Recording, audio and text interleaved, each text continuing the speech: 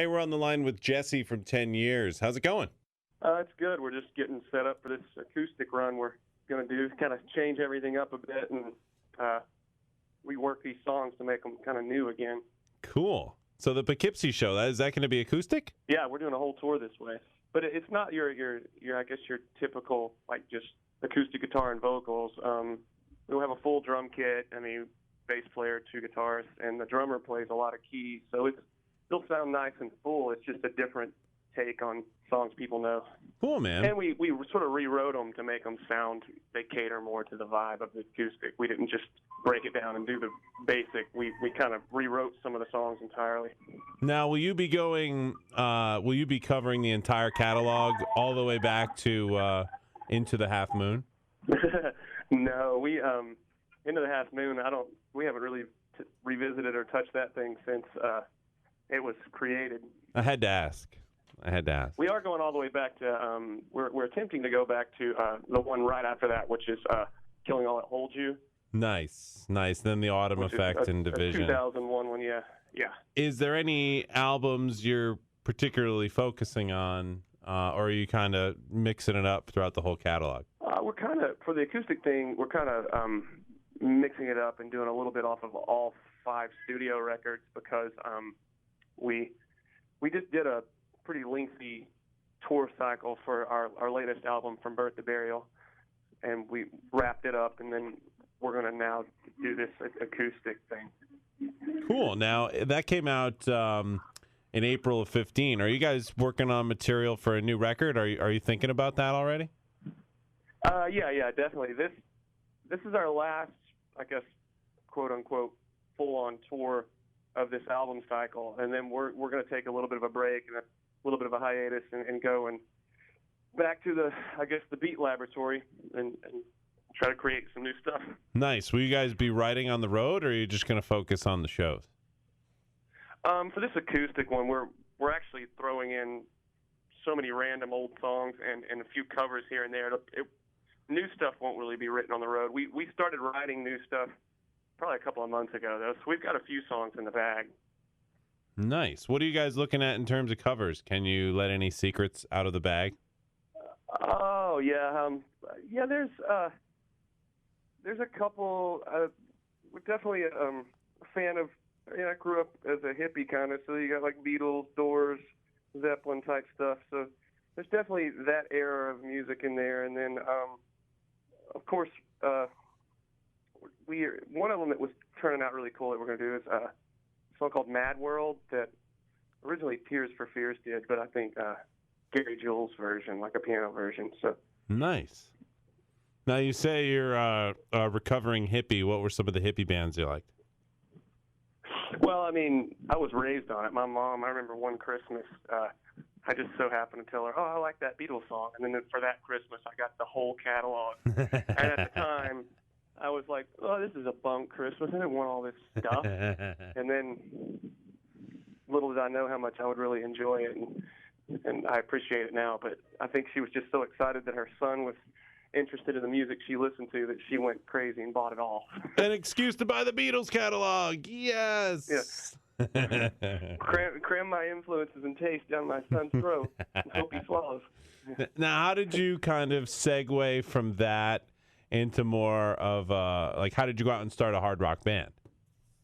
Well, I mean, I'm very thankful that we grew up in a portion of the 90s where it was a lot of really amazing bands now that they're timeless now, like Nirvana and Pantera and Tool and Alice in Chains and Soundgarden. I mean, I was young when all that was going on, and it was just such an amazing and influential, like, musical time that I'm glad to be part of that era. And so that's really where the roots of that became, I guess, prevalent. Nice. It sounds like we grew up on the same musical catalog. That's good stuff. Yeah.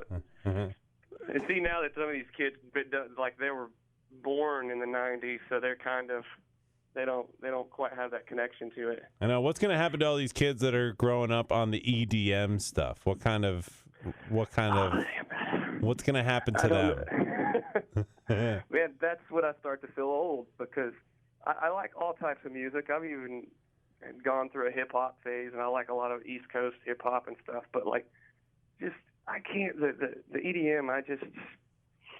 I can handle it in small doses, but I need like a song with vocals and some sort of structure. Like that AWOL Nation guy did that Sail song. It's I mean, that's great, but I didn't realize how much he kind of did all that techno type stuff. But it can be done well and right. I mean, Tom York from Radiohead dabbles and that stuff. It's cool, but when it's just full on like Skrillex and stuff, I don't care. So there won't be any EDM side projects for 10 years. There definitely won't be any 10 years Korn dub albums like Korn did. Not going there. Now there's a couple of cool tracks on the record, but it's but too much is too much. Yeah, and I give them an A for effort for trying something different, but it just felt like it was a little too much of a departure from what they really are. I've heard a couple of analogies where, music obviously comes and goes in cycles, and I heard an analogy recently that EDM is the disco of our generation. I would agree with that pretty much all the way. Yeah. So let's hope it, comes to a point where it just crashes and burns. Yeah, because, you listen to some of that old disco stuff. It's fun for a moment, but you're like, I can only swallow like a song or two at a time before I'm just like, God, kill me. Yeah. No, exactly. Like, and people used to go out to the club for like 6 hours and go boogie to that crap, so... I think they have extracurricular substances in their system. That may have something to do with it. I got to ask you a question. Last time you guys were in town, I believe it was the Breaking Benjamin tour. There might have been a solo date after that. It all kind of gels together. But you came out in full body paint at the Civic Center. Were you trying to make a statement, or was that you just got a good deal on body paint? Probably a little of both. I'm always a bargain shopper, but my mentality when you are supporting such a large band, and we travel comfortably in the sense that we're in a vehicle you can eat out of and pee in, so it's not too bad, but we're not rolling like Breaking Benjamin with all their production, so sometimes you have to be your own pyro, and I guess if that means you got to get weird, you got to get weird. Nice. No, I like that. That's cool.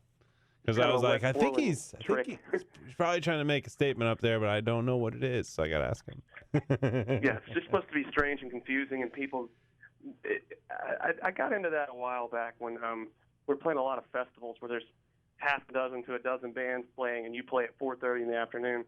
What better way for people to get people's attention and make them remember you than just to come out looking like a bizarre weirdo maniac? Yeah, no, that's genius marketing. Do you have a background in marketing? Is that what's... No. I guess I'm age is knowledge in this business. Like we tried the every other possibility back in the day, and I was just like, screw it. These people just want some sort of shock value. I'll come out in a wedding dress and nice say I'm Courtney Love or something. I've done that before. That's awesome, man. Well, paint smears on it. Yeah. We're all excited for 10 years to return to Poughkeepsie with the Acoustic vibe in tow. And that show's coming up next Friday night, so people should go buy tickets and go check out the bands. It's going to be a hell of a show. Yeah, man. Thanks for supporting us and stuff. And we're excited to have the band Finger 11.